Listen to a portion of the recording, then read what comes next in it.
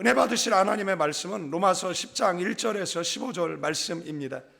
형제들아, 내 마음에 원하는 바와 하나님께 구하는 바는 이스라엘을 위함이니 곧 그들로 구원을 받게 함이라. 내가 증언하노니 그들이 하나님께 열심히 있으나 올바른 지식을 따르는 것이 아니니라. 하나님의 의를 모르고 자기 의를 세우려고 힘써 하나님의 의에 복종하지 아니하였느니라. 그리스도는 모든 믿는 자에게 의를 이루기 위하여 율법의 마침이 되시니라. 모세가 기록하되 율법으로 말미암는 의를 행하는 사람은 그 의로 살리라 하였거니와, 믿음으로 말미암은 의는 이같이 말하되 내 마음에 누가 하늘에 올라가겠느냐 하지 말라 하니, 올라가겠느냐 함은 그리스도를 모셔 내리려는 것이요, 혹은 누가 무적응에 내려가겠다 가겠느냐 하지 말라 하니, 내려가겠느냐 함은 그리스도를 죽은 자 가운데서 모셔 올리려는 것이라. 그러면 무엇을 말하느냐? 말씀이 내게 가까워 내 입에 있으며 내 마음에 있다 하였으니 곧 우리가 전파하는 믿음의 말씀이라. 내가 만일 내 입으로 예수님을 주로 시인하며 또 하나님께서 그를 죽은 자 가운데서 살리신 것을 내 마음에 믿으면 구원을 받으리라. 사람이 마음으로 믿어 의에 이르고 입으로 시인하여 구원에 이르느니라. 성경에 이르되 누구든지 그를 믿는 자는 부끄러움을 당하지 아니하리라 하니, 유대인이나 헬라인이나 차별이 없습니다. 한 분이신 주께서 모든 사람의 주가 되사 그를 부르는 모든 사람에게 부요하시도다. 누구든지 주의 이름을 부르는 자는 구원을 받으리라. 그런즉 그들이 믿지 아니하는 일을 어찌 부르리요? 듣지도 못한 일을 어찌 믿으리요? 전파하는 자가 없이 어찌 들으리요?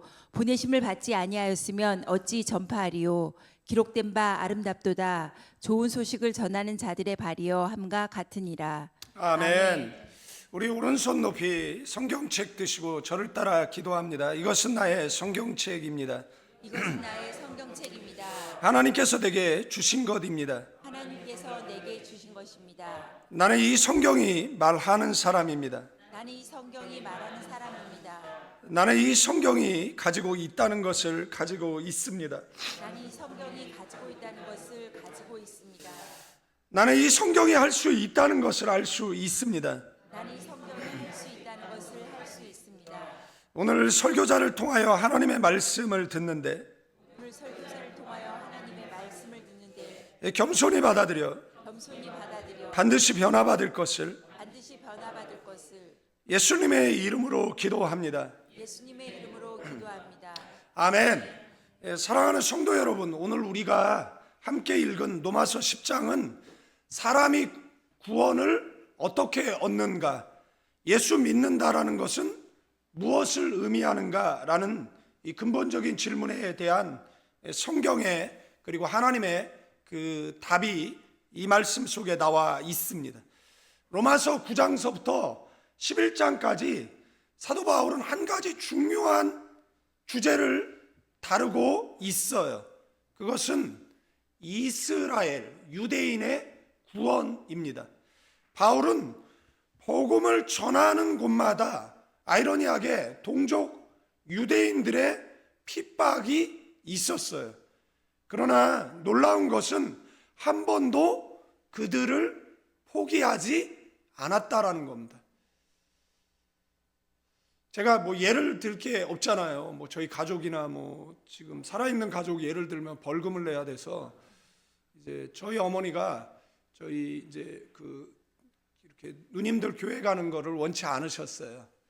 왜 원치 않았느냐라면 연초가 되면 이제 무속인이 저희 집에 와서 이제 구술하거나 이제 점을 봐주고 이랬어요. 그래서 누님들 교회 간다라고 머리 삭발하고, 그 다음에 옛날엔 참 그렇게 많이 무식할 정도로 핍박했던 것 같아요. 성경을 찍고 불 지르고 이랬던 기억이 있습니다. 무당에 와서 저에게 점치기 위해서 점을 보면 저는 두 눈 똑바로 그 사람을 노려보고 그 다음에 사탄아 물러가라고 계속해서 이렇게 사도신경을 외우고 그랬던 기억들이 있습니다. 그래서 어머니 구원을 위해서 한 15년 정도 기도를 하고 작정 기도를 한 7년 했던 것 같습니다. 그래도 돌아오지 않으셨어요. 그런데 이제 시한부 선고를 받고 지푸라기 잡는 심정으로 이제 교회를 출석하게 되어지고, 이제 임종하실 때에는 그 금호제일 감리교회 장강영 목사님 목회하실 때 그곳을 출석했는데, 장강영 목사님께서 그 설교하시면서 김길순 집사는 성도의 의무를 다한 집사다, 이렇게 말씀을 해주셨어요. 목회자에게 들을 수 있는 가장 극찬의 말씀을 듣고 그 다음에 들었죠. 우리 어머니 돌아가셨을 때. 그렇게, 그러니까 그 7년이라는 시간 동안에 신앙이 일취월장하고, 그 다음에 이제 뭐 집사의 직분을 받고 이렇게 주님 앞에 어여치 떳떳이 설 수 있게 되어 지셨어요. 그러나 그 전에 이제 핍박하셨던 것에 대한 뭐 때늦은 후회와 그 다음에 회개들, 그 다음에 신앙을 잃어버렸던 그 누님들에게 임종하는 그날 유언하셨던 그러한 내용이 뭐였느냐라고 얘기하면 교회가라는 것이었습니다. 내가 우상숭배 50년 했는데 결국은 이게 그 뭐냐, 내 인생을 보고도 너희는 깨닫지 못하느냐라고 말씀을 하셨어요. 그리고 그 교회에서 신방을 왔었는데, 이제 그리고 삼촌이 이제 문화촌 성결교회 장로님이셨는데, 이제 방문을 하셨을 때 그 전날, 그리고 임종하는 날 그 방문이 있었을 때 이제 좋아하는 찬양이 뭐냐라고 얘기했을 때 나의 갈 길 다 가도록 이 찬양을 불러달라고 하셨고, 그리고 정말 잠자는 듯이 주님 앞에 이렇게 서셨어요. 주무시는 줄 알았어요. 얼굴도 너무 환하시고 고우시고. 그래서 그날 목욕 다녀오시고, 그 다음에 그 새 이불에 새 옷 입고, 그 다음에 임종하셨어요. 그래서 저 천국에서 평안한 안식을 취하고 있어요. 그러나 그 7년이라는 그 믿음 생활하는 그 시간 동안에 어머니는 그 철두철미하게 회개하셨어요. 지나온 세월들, 그 다음에 그 자녀들 핍박한 것, 그리고 그들이 그 주 안으로 돌아오지 않는 것에 대한 그런, 그래서 마지막 임종의 순간에도 그런 유언을 남기신 것이에요. 사도 바울은 복음을 전하는 곳마다 그 유대인들의 핍박이 있었지만 그들은 누구죠? 우리의 동족이잖아요. 여러분들, 우리가 북한을 놓지 못하고 계속 북한을 위해서 기도를 하는 이유가 뭐라고 생각을 합니까? 동족이기 때문에 그렇습니다. 그래서 지금 분단되어 80여 년의 시간이 흘렀지만 지금도 끊임없이 북한을 위해서 2,500만의 동포에게 자유가 주어지기를 위해서, 동방의 예루살렘이었던 평양의 회복을 위해서, 주체사상 공산주의가 무너지기를 위해서, 38선이 무너지고 남북이 하나 되어서 세계 선교의 주체 국가 되어지기를 기도하잖아요. 김일성 어머니가 다녔던 칠곡교회와 선전령 봉숙교회 많이 남아있지만, 그래도 북한에 무너진, 그죠? 지금 그 영생탑이 서 있는 그곳에 바로 앞에 장대현 교회가 있었기 때문에 계속해서 뭐 하는 겁니까? 회복을 위해서 기도하는 이유가 있다라면 동족이기 때문에 그렇다라는 것이에요. 사도 바울은 한 번도 그들을 포기하지 않았어요. 오히려 내가 그리스도에게서 끊어질지라도 내 동족이 구원받을 수 있다라면, 이렇게 고백할 정도로 그들을 사랑했습니다. 이것이 복음의 사람의 마음가짐인 줄로 믿습니다. 상처를 받아도 뭐 했어요? 사랑했어요. 배척을 당해도 포기하지 않고 사랑했습니다. 그것이 바울의 심장이고 예수님의 심장이고 저와 여러분의 심장 돼야 되는 줄로 믿습니다. 오늘 본문에서는 바울은 이스라엘의 불신앙을 지적하면서도 정죄하지 않았어요. 저들이 약해서 그런 것이 아니다. 뭐라고요? 저들이 몰라서 그런다라는 거예요. 몰라서 그렇습니다. 주님, 몰라서 그래요 라고. 우리 주님께서 십자가 위에서 아버지여 저들을 사하여 주옵소서, 자기들이 하는 것을 알지 못하나이다. 우리의 자녀들이 부모의 마음을 아프게 할 때 기독교인 부모들은 뭐라고 기도하죠? 몰라서 그래요, 하나님. 어려서 그래요, 하나님. 철이 없어서 그래요, 하나님. 예? 그러면서 계속 인내하고 참고 기다리잖아요. 그것이 기독교인의 마음이고 하나님의 마음이고 우리 주님의 마음인 줄로 믿습니다. 사랑은 끝내 상대를 포기하지 않는 인내입니다. 저 사람은 원래 저래라며 선을 긋는 것이 아니라 어딘가 마음이 아파서 그러는 거야. 진리를 깨닫게 되면 돌아올 거야 라고 말하는 그것이 믿음의 사람들의 마음인 줄로 믿습니다. 그게 바로 사랑인 줄로 믿습니다.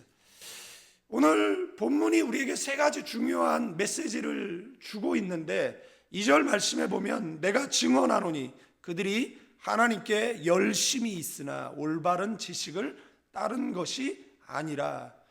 구원을 방해하는 가장 큰 장애물이 뭐죠? 열심이에요. 지식 없는 열심이 구원을 방해합니다. 유대인들은 열심히 있었어요. 누구보다 금식했고 누구보다 기도 많이 했고 누구보다 성전을 자주 찾았어요. 그들은 자신들이 누구보다 율법을 잘 안다라고 생각을 했어요. 문제는 열심히 있었던 것이 아니에요. 열심의 방향이 잘못된 겁니다. 여러분들 이게 얼마나 무서운 줄 압니까?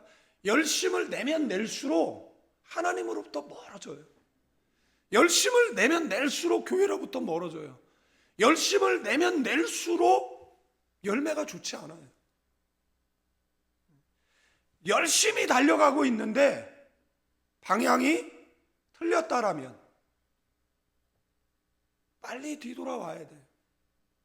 그래서 깨닫지 못하는 사람은 멸망으로 달려가는 짐승 같다라고 이야기합니다. 여러분들 열심 좋습니다. 그러나 바른 방향의 열심이어야 합니다. 여러분들 잘 달려가고 계십니까? 잘 걷고 계십니까? 저도 교육자 생활 36년 7년 하는 동안에 자충우돌하면서 사역을 하죠. 정말 열심히 사역할 때도 있었습니다. 잘못된 방향으로 뛰다가 뒤돌아보니까 잘못 와서 뒤돌아간 적도 있고 정말 뼈저린 실패와 고난의 세월도 겪었던 것 같습니다. 오늘도 마찬가지죠. 오늘날도 마찬가지입니다. 교회를 오래 다녔다라고 해서 반드시 복음을 아는 것도 아닌 것 같습니다. 직분이 있다라고 해서 반드시 그 사람이 은혜를 아는 것도 아닌 것 같아요. 봉사를 많이 한다라고 해서 그 사람이 하나님을 잘 아는 것도 아닌 것 같아요. 유대인들의 문제가 뭐죠? 자기들은 안다라고 생각을 했어요. 그런데 정작 하나님의 뜻을 몰랐어요. 율법은 붙들고 있었지만 율법이 가리키는 예수 그리스도 메시아를 거절했어요. 그림자는 붙잡고 있는데 본체가 왔음에도 불구하고 알아보지를 못했어요. 왜 그렇죠? 본문이 이야기하는 겁니다. 하나님의 의를 모르고 자기의 의를 세우려고 힘써 하나님에 의해 복종하지 아니하였다. 이렇게. 문제는 무지가 아니라 교만한 무지라는 겁니다. 무식한데 교만하기까지 한 겁니다. 모르는 것보다 더 무서운 거는 모르는 줄 모르는 거예요. 신앙생활하면서 가장 위험한 순간이 뭐죠? 나는 안다라는 겁니다. 나는 더 이상 배울 게 없다라는 겁니다. 직분은 높아지면 이제는 말을 듣지 않습니다. 배우려고 하지 않습니다. 겸손함은 온데간데 없습니다. 그래서 첫사랑을 회복하자고, 첫사랑을 회복시켜 달라고 우리가 주님을 인격적으로 처음 만났을 때 그 열정, 그 뜨거움 그 겸손함, 그 말씀을 들으려고 하는 은혜를 뭐 제가 호주머니에 넣고 있다 이렇게 줄 수 있는 게 아니잖아요. 여러분들이 마음 문을 닫고 있으면 여기다가 1톤의 물을 부으면 여기 1톤이 담깁니까? 뚜껑이 닫혀 있는데. 350ml 들어갈까요? 내 그릇이 이만한데 은혜를 폭포수와 같이 부으면 350ml 담기는 거예요. 하루 지나면 쏟아버리는 겁니다. 그래서 그릇을 키워야 될 필요가 있어요. 나는 안다 이렇게 생각하는 순간에 뭐죠? 배우지 않게 됩니다. 듣지 않습니다. 회개하지 않게 됩니다. 성경 들고 기도하죠. 읽어야 된다라고 설교를 들어야 되는데 정좌 바로 앉아서 정시 바라보고 정청해야 된다. 그래야지 하나님의 은혜가 우리에게 임할 수 있다. 아멘? 네, 아멘이에요. 설교는 점점 세련되어져 가고 요즘 설교는 옛날 설교에 비해서 많이 발전했음에도 불구하고 왜 옛날보다 은혜를 덜 받죠? 라고 생각했을 때 설교는 변한 게 없는 것 같아요. 누가 변했느냐라면 우리가 변한 겁니다. 성도들의 마음의 자세가 변한 거예요. 왜 변했느냐라는, 아멘도 안 하는 거 보니까 나는 안 변했는데요. 왜 나를 이렇게 그러는 것 같아요. 여러분들 나를 안다라고 이야기할 때 듣지 않습니다. 나는 안다라고 얘기할 때 뭐 하지 않죠? 회개하지 않습니다. 열심보다 중요한 건 뭐죠? 방향입니다. 많이 하는 것보다 중요한 것은 바로 알고 하는 것이다라는 겁니다. 4절 말씀에 사도 바울은 놀라운 선언을 해요. 그리스도는 모든 믿는 자에게 의를 이루기 위하여 율법의 마침이 되시니라. 참된 의라는 것은 나의 의를 내려놓고 하나님의 의를 받아들이는 거예요. 아멘. 여기에 마침이라는 이 텔로스라는 이 헬라어 단어는 끝이라는 의미이면서 동시에 완성됐다, 목적을 성취했다 이런 의미를 가지고 있어요. 예수 그리스도는 율법을 폐하러 오신 분이 아니라 율법을 완성하러 오신 분이다라는 거예요. 예수님께서는 태어난 지 8일 만에 할례를 받으셨어요. 율법을 지키셨어요. 안식일 또한 지키셨어요. 성전을 섬겼어요. 모든 율법을 완벽하게 지키셨어요. 그런데 그 완전하신 분이 십자가에 죽으셨어요. 왜죠?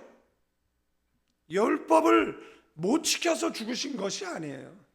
율법을 못 지킨 우리를 대신하여서 죽으신 것, 이것이 뭐라고요? 이게 복음이라는 겁니다. 우리가 의로워서 구원받는 것이 아니에요. 지난주 말씀드렸잖아요. 통계에 의하면 우리는 하루에 200번의 거짓말을 한대요. 보통 사람들은. 그리고 3개의 치명적인 거짓말을 한대요.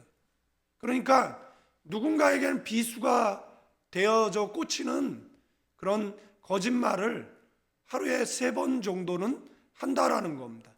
여러분들 그거를 1년을 곱하고 10년을 그리고 우리의 일생을 곱해보면 우리는 얼마나 많은 거짓말 그리고 얼마나 많은 사람들에게 상처를 주고 상처를 받고 사는지 알 수 없다라는 겁니다.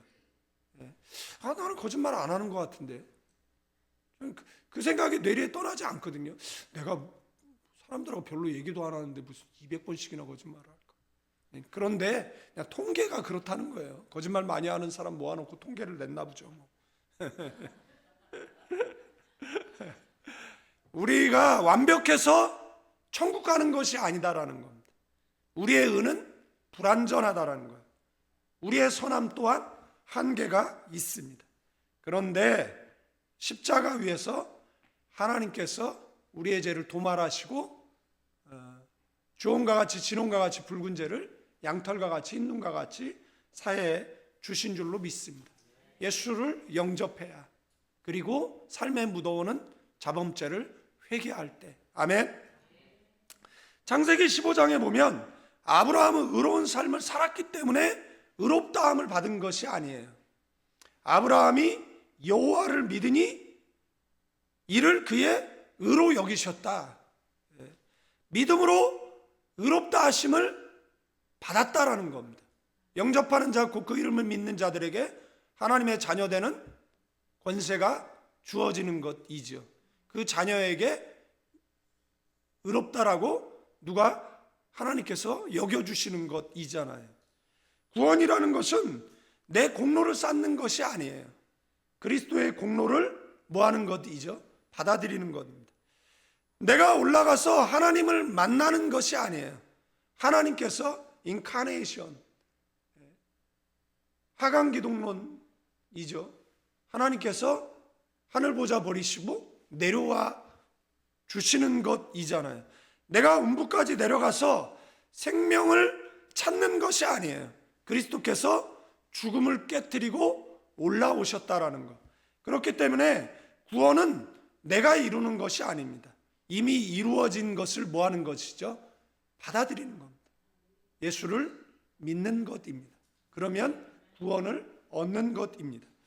10절 말씀에 사람이 마음으로 믿어 의에 이르고 입으로 시인하여 구원에 이르느니라.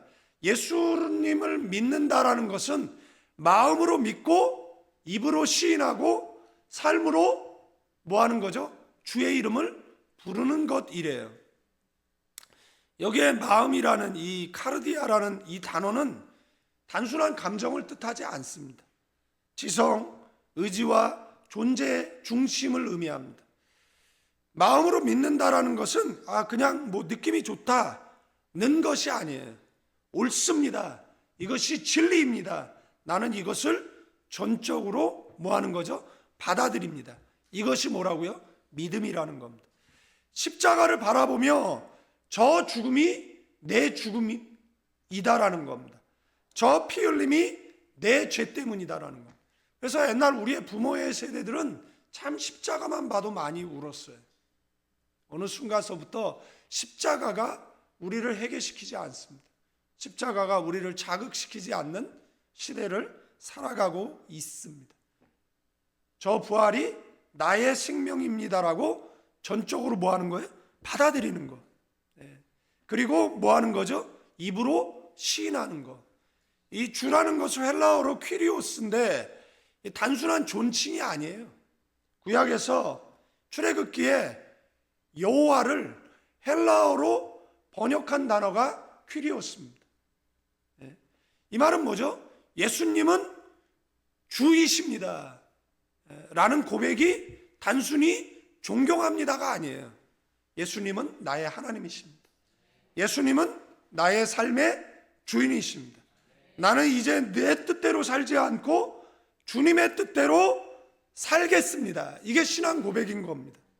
그리고 마지막 13절에 누구든지 주의 이름을 부르는 자는 구원을 받으리라. 30이 안 된, 결혼한 지 한 6년 된 자매, 우리 금요 기도에 나왔던 자매하고 잠깐 대화를 했는데 뇌종양이에요. 김누리라는 자매.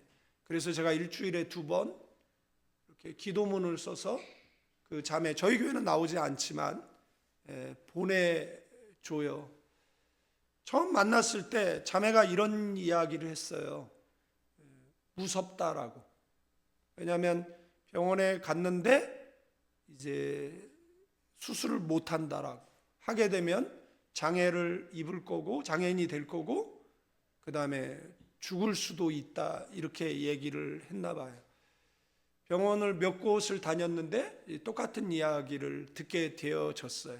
그래서 의사에게 3개월이라는 시간을 달라라고 얘기했고 지금 한 달이 지났어요. 그래서 이제 2달 있으면 수술을 할지 안 할지에 대한 아마 결론을 아마 내는 것 같아요. 제가 그 자매 어제 밤에 새벽 늦게까지 그 기도문을 쓰고 그다음에 이제 아침에 이제 그 자매에게 기도문을 이제 보내 주었어요. 기도문의 내용은 이 13절, 누구든지 주의 이름을 부르는 자는 구원을 받으리라. 여러분에게 필요한 구원은 뭡니까? 경제의 문제입니까? 영혼의 문제입니까? 건강의 문제입니까? 라고 이야기했을 때 우리는 이 말씀을 붙잡아야 됩니다. 누구든지, 이 누구든지에 누가 들어가 있는 거죠? 자신의 이름을 거기다 써놓으세요. 조연묵이 주의 이름을 부르면 구원을 받으리라. 아멘. 이것은 단순히 이름을 부르는 것이 아니에요. 기도하는 삶이에요. 기쁠 때도 주님, 힘들 때도 주님, 무엇인가 결정할 때도 주님, 눈물 가운데도 주님, 인생의 모든 자리에서 주의 이름을 부르는 삶, 그것이 살아있는 믿음입니다. 구원은 많이 아는 사람의 것이 아니에요. 구원은 오래 교회 다닌 사람의 것도 아닙니다. 구원은 직분이 높은 사람의 것도 아닙니다. 구원은 누구의 것? 주의 이름을 부르는 사람의 것, 나의 것, 우리의 것인 줄로 믿습니다. 오늘 우리는 자문자답해야 돼요. 나는 정말 어려울 때 가장 먼저 누구를 부르는 사람인가? 오늘 본문은 우리에게 분명히 말씀하는 거예요. 예수를 믿는다라는 것은 입술의 고백이 아니라 삶의 모든 순간에 누구를 부르는 거예요? 주여, 제가 힘들어요. 주님, 저 좀 도와주세요. 주님, 제가 이런 즐거운 일이 있어요. 주님과 나눴으면 좋겠어요. 삶의 모든 순간, 매 순간마다 주님하고 부를 수 있는 관계.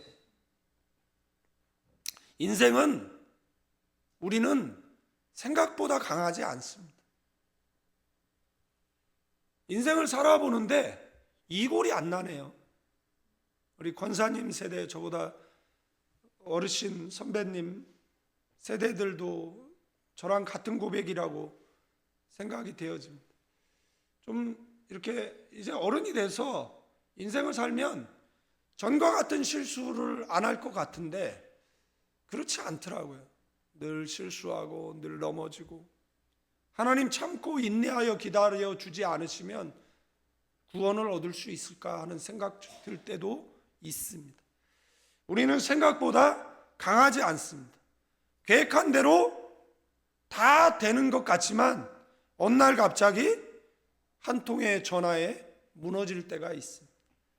건강을 믿었는데 건강이 흔들리고, 사람 믿었는데 사람 떠나고, 자식 부모 믿었는데 배신당한다고 생각해 보세요. 내 경험을 믿었는데 경험이 통하지 않는 날이 찾아온다라는 것. 그때 비로소 깨닫습니다. 내가 붙들고 살던 것이 나를 구원하지 못한다라는 것. 사랑하는 성도 여러분, 오늘 하나님께서 우리에게 한 가지 질문을 하는 거예요. 말씀드렸던 것처럼 자문자답하셔야 돼. 너는 정말 힘들 때 먼저 누구를 부르느냐라고. 생각해 보면 사람은 다급해지면 본능적으로 가장 믿는 존재를 찾아가게 되어져 있어요. 어린아이가 넘어졌을 때 제일 먼저 누구를 찾죠? 엄마를 찾습니다. 군인들이 고강낙하할 때 누구를 찾느냐, 힘들 때, 힘들고 어려울 때 누구를 찾느냐라고 이야기했을 때 어머니를 찾습니다. 여러분들, 우크라이나 전쟁 보시죠. 우크라이나 드론이 러시아 병사들이 살려달라고 하는데 그것을 터뜨리고 그 다음에 그것을 잔인하게 홍보하고 있는 모습을 보면 역겹기까지 하다라는 겁니다. 그들이 살려달라고 이야기하면서 누구를 찾죠?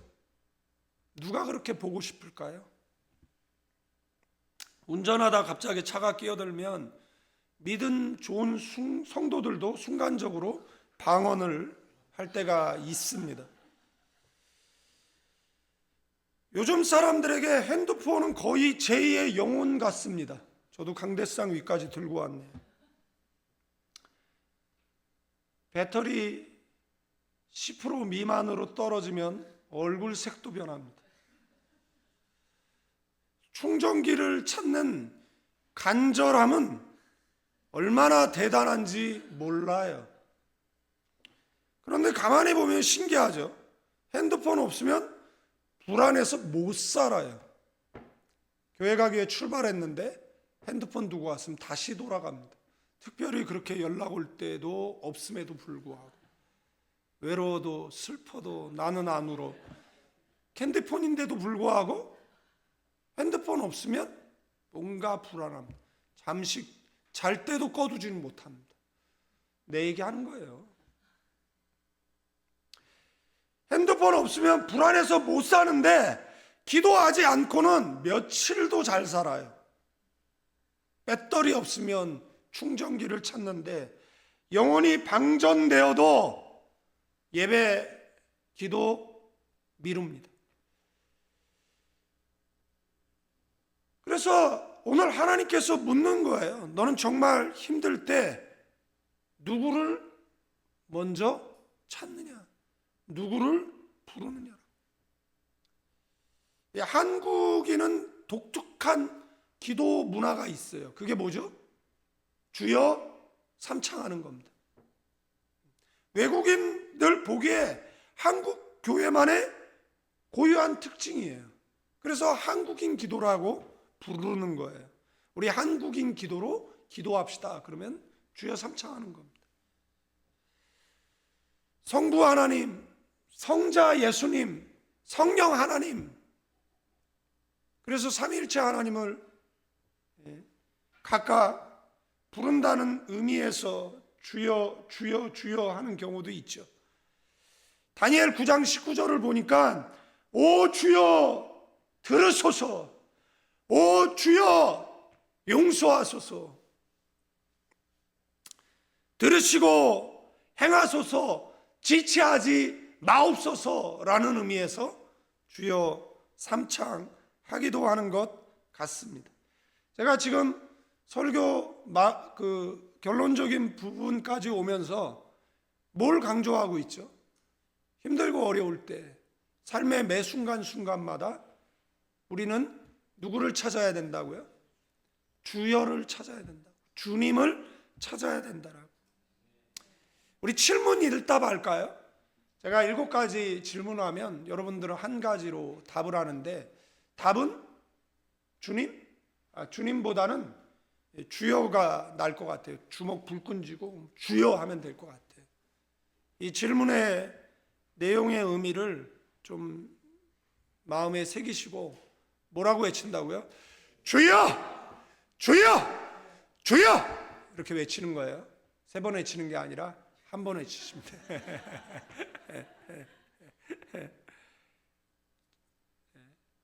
병원의 차가운 진단 앞에 내 힘으로 아무것도 할 수 없음을 깨달을 때 누구를 부르시겠습니까? 눈물은 흐르는데 내 마음을 알아주는 사람 하나 없을 때 그 깊은 외로움 속에 누구를 찾으시겠습니까? 제가 선명하게 보이고 하나님 다시 시작하고 싶습니다 라는 마음이 밀려올 때 누구 앞에 무릎 꿇으시겠습니까? 인생의 갈림길에서 어디로 가야 할지 몰라 한 걸음도 떼지 못할 때 누구의 음성을 구하시겠습니까? 카드값은 나가야 하는데 통장 잔고를 보니 숫자가 성경의 10계명보다 더 적을 때 누구를 부르시겠습니까? 자녀는 사춘기인데 부모 말은 안 듣고 이상한 유튜브 말은 잘 들을 때 누구를 부르시겠습니까? 인생의 마지막 숨을 내쉬는 순간 세상의 모든 이름은 사라져도 끝까지 붙들 그 이름은 누구입니까? 우리는 이렇게 주님을 찾아야 돼요. 제 아는 권사님이 계셨어요. 집사님이셨죠. 연세는 많은데 권사님 직분은 못 받으셨던 것 같아요. 집사님이 계셨는데 이분은 연세가 많으셔서 치매가 찾아오셨어요. 그런데 잊어버리지 않는 것이 두 가지가 있었습니다. 하나는 씻는 거예요. 지나치게 청결하셨어요.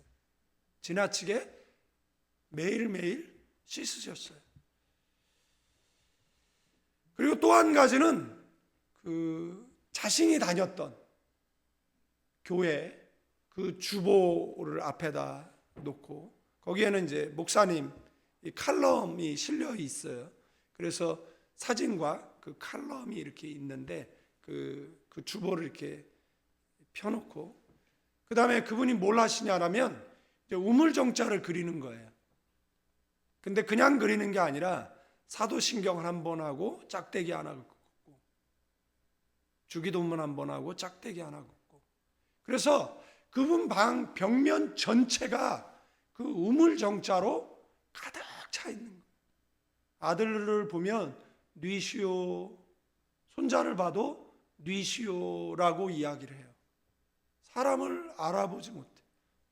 가끔 저를 보면 뉘시오 그러면서 저한테 꼭 해주신 말이 있었어요. 대성할 거요. 저한테만 해주셨어요.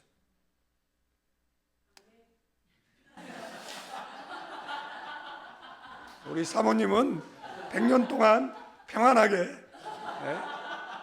저 뒤늦게 눈치 봐가면서 아멘 하는 사람 그럭저럭 살아가시기를.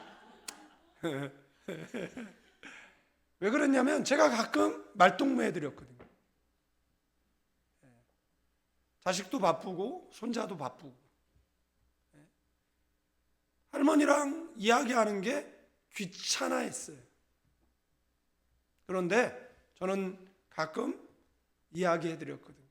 그래서 말동무할 사람이 저밖에 없는 거예요. 그러니까 저만 보면 뭐라고요? 대성할 거라. 뭐 불만 있으세요?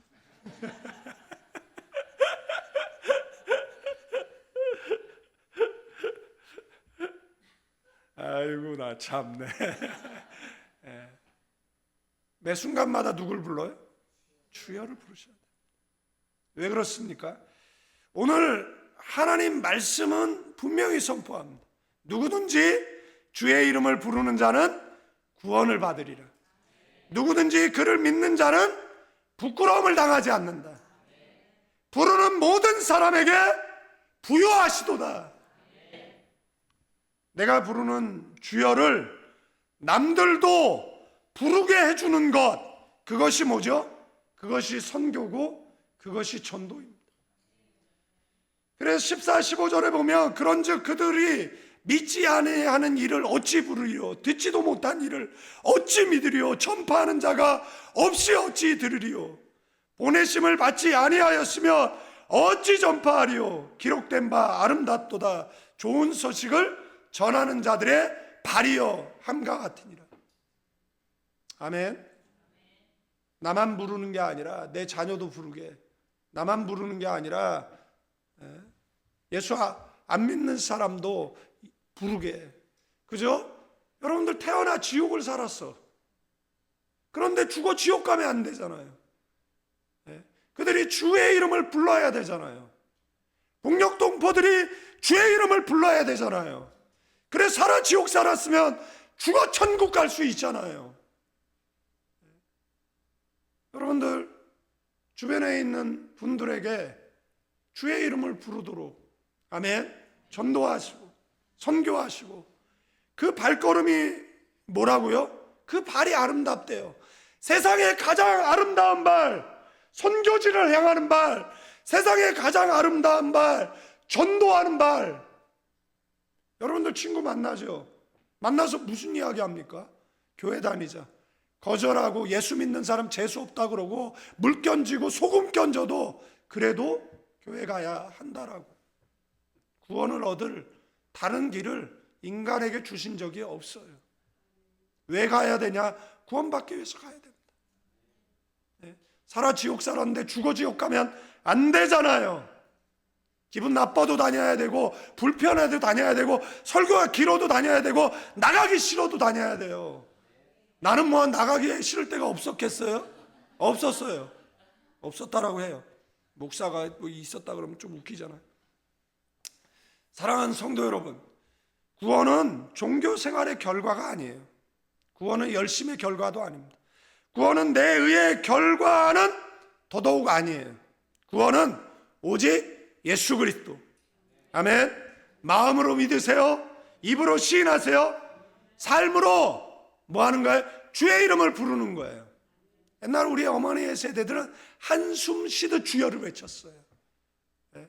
저는 권사님들이 한숨 쉬듯 주여를 외칠 때 제 옛날 스승 목사님이 그걸 뭐라 그랬어요? 주의 이름을 망령되이 일컫는다라고. 근데 그분 주여를 잘 안 불렀어요. 그런데 그 권사님은 늘 주여를 불렀어요. 자식 속썩일 때도 주여를 불렀고, 눈물 날 때도 주여를 불렀고, 힘들고 어려울 때도 주여를 불렀고, 계단을 올라갈 때도 주여를 불렀어요. 주님 모신 곳 그 어디나 하늘나라였었어요. 힘들고 어렵지만 그 권사님은 우리를 천사처럼 대했어요. 마음으로 믿읍시다. 입으로 시인합시다. 삶으로 주의 이름을 부릅시다. 열심은 있었지만 복음을 놓쳤던 유대인처럼 살지 말고 십자가 앞에 내 의를 내려놓고 하나님의 의를 붙드는 참된 믿음의 사람으로 살아가는 저와 여러분 되어지기를 주님의 이름으로 축원드리겠습니다. 우리 주여를 삼창하고요 1, 2분 기도하는 거예요. 어떤 영역에 구원이 필요합니까? 여러분들, 주여 저 좀 도와주세요. 주여 저 좀 고쳐주세요. 주여 이 문제 좀 해결해 주세요 라고 주님 앞에 마음을 내어놓으세요. 그때 하나님의 놀라운 구원의 역사가 우리의 인생 가운데 임하게 되어질 줄로 믿습니다. 이제는 우리 주 예수 그리스도의 은혜와 우리 아버지 하나님의 극진하신 사랑, 성령님의 감화 감동, 교통 충만, 축복하심이 예배하는 믿음의 사람들, 가정과 자녀와 사업장 위에, 가난 교회와 조국 대한민국 필리핀 임마누엘 교회와 선교지 위에 이제로부터 영원까지 함께 계실지어다.